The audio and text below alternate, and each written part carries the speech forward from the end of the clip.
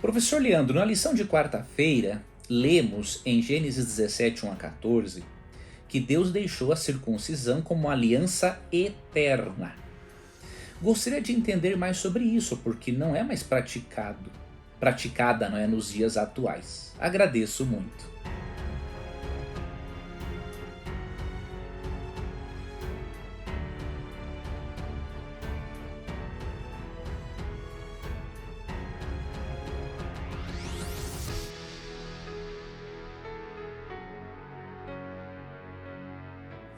Interessante.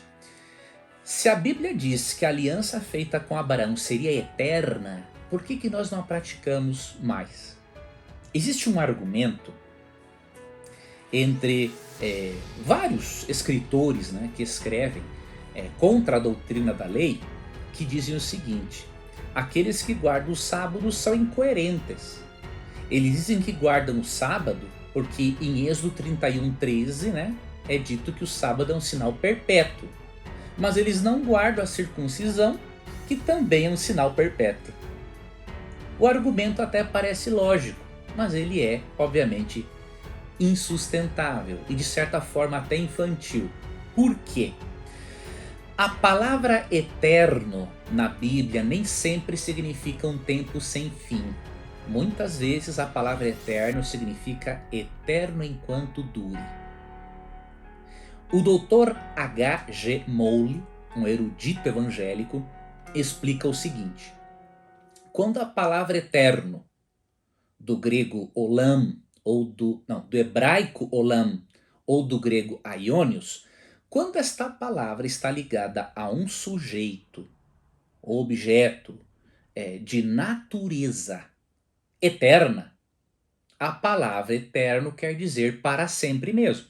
Por exemplo, quando diz que Deus é eterno e que a vida dos justos será eterna, quer dizer um tempo sem fim, porque a natureza de Deus é eterna e porque a natureza dos justos será eterna por eles comerem da árvore da vida. Tá? Qual é a diferença então da circuncisão para o sábado? Por que um é eterno para sempre e outro é eterno enquanto dure? Pelo seguinte: o sábado, ele foi abençoado e santificado por Deus num mundo sem pecado. Vemos ali em Gênesis 2, versos 2 e 3. Então, se ele foi dado num mundo sem pecado, ele é um aspecto de ordem moral, está relacionado à adoração. Então, quando fala na Bíblia que o sábado é um sinal perpétuo, é para sempre mesmo, porque a natureza dele é eterna. Enquanto existir a necessidade de adorar a Deus, o sábado continua sendo válido para os seres humanos, porque ele o instituiu. Ele materializou, diríamos assim, a adoração no céu pela santificação e por ter abençoado o dia de sábado no sétimo dia. E Isaías 66, 22 e 23 mostra o sábado sendo observado na nova terra. Então o sábado, quando diz que ele é uma aliança eterna entre Deus e o seu povo, é para sempre mesmo. Tá? Interessante que Ezequiel 20, verso 12 diz que o sábado é um sinal de que Deus nos santifica. Então, assim como Deus santificou o sábado, ele e não nossas obras é o responsável por nossa santificação. Já em relação à circuncisão, por que a palavra eterno não significa para sempre, mas eterno enquanto dure? Porque a circuncisão tem uma natureza diferente do sábado. A circuncisão não é de natureza eterna. Ela veio a existir depois do pecado e possui uma natureza transitória. Então, o termo eterno significa eterno enquanto dure. Não tem o mesmo significado para o sábado, porque a natureza do sujeito ou objeto ligado ao termo eterno é o que determina se o termo eterno é para sempre ou eterno enquanto dure, como explica o Dr. H.G. Moule. Tá? E no caso da circuncisão, nós temos aqui evidências no Novo Testamento, né, de que o Espírito Santo orientou e mostrou para nós que a circuncisão era eterna enquanto durasse. Tá? Então a primeira evidência, vamos ver aqui em Atos capítulo 15.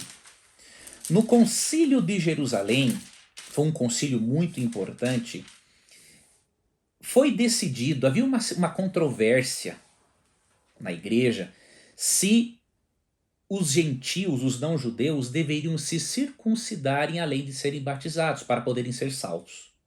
Tá? E aí os apóstolos, especialmente Paulo, que estava ali envolvido nessa questão, levou essa questão à igreja. Tá? E aí, depois do parecer de Tiago, que presidiu aquela comissão, diríamos assim, depois do parecer da igreja, a decisão dos apóstolos, orientados pelo Espírito Santo, foi a seguinte. Vamos ler aqui a partir do versículo 27. Ó. Enviamos, portanto, Judas e Silas, os quais pessoalmente vos dirão também estas coisas. Pois pareceu bem ao Espírito Santo e a nós não vos impor maior encargo, além destas coisas essenciais: que vos abstenhais das coisas sacrificadas a ídolos, bem como do sangue, de carne de animais sufocados e das relações sexuais ilícitas. Destas coisas fareis bem se vos guardardes saúde. E aí versos 30 em diante, ó. Os que foram enviados desceram logo para Antioquia e, tendo reunido a comunidade, entregaram a epístola. Quando a leram, sobremaneira se alegraram pelo conforto recebido. Então o Espírito Santo orientou, né, os apóstolos a decidirem que a circuncisão não era uma obrigação para se tornar um judeu cristão, para se tornar um cristão. Não é? Não era um erro se circuncidar, mas não era obrigatório. Então o próprio concílio de Jerusalém, em Atos 15, já nos reinterpreta a questão, reinterpreta para nós a questão da circuncisão. E um outro texto muito útil é Colossenses 2, 11 e 12. Tá? Colossenses 2, 11 e 12, o apóstolo Paulo escreveu o seguinte: Nele também fostes circuncidados, ou seja, em Jesus, não por intermédio de mãos, mas no despojamento do corpo da carne, que é a circuncisão de Cristo, tendo sido sepultados juntamente com ele no batismo, no qual igualmente fostes ressuscitados mediante a fé no poder de Deus, que o ressuscitou dentre os mortos. Claramente aqui, o batismo por imersão, não é? Substitui a circuncisão como um sinal da aliança entre Deus e seu povo. Então aqui está a explicação, né? Eu espero que sempre poder ajudar vocês, Heloísa e Rogério Santana, nas dúvidas de vocês, tá?